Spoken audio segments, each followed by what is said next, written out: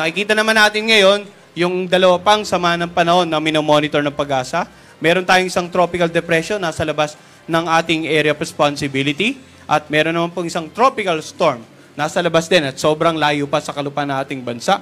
Bagamat malayo pang dalawang sama ng panahon, ito pong isang tropical depression, may pinalabas na po tayong tinatawag na Tropical Cyclone Advisory. Available po sa ating website yan. Samantala ito, napakalayo pa po, wala pa pong advisory.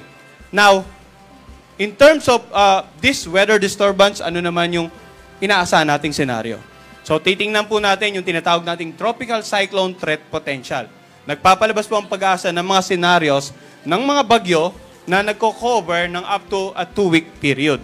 So, yung unang pinakita nating tropical depression na nasa loob ng ating Tropical Cyclone Advisory Domain, ang sa ngayon nakikita nating senaryo ay kikilos, papasok ng ating PAR, then posibleng lumapit or mag-landfall dito sa may bandang Northern Luzon area bago mag-recurve pahilaga. Yung pangalawa naman, mas malayong bagyo, inaasa natin, posibleng kumilos pa kanluran at pumasok nga ng area of responsibility.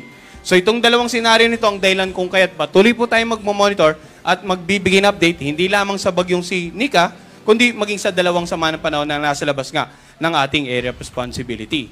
So yan po muna ang latest sa bagyong si Nika. Every 3 hours, magbibigay po tayo ng Tropical Cyclone Bulletin, samantala ang ating press briefing naman po ay every 6 hours.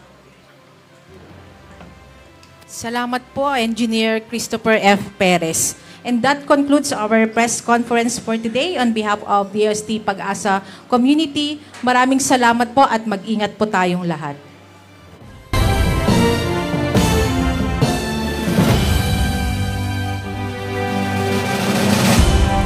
Sa muli, maraming salamat sa inyong panonood at pakikinig. Once again, El Maestro, see you on my next vlog. Bye-bye!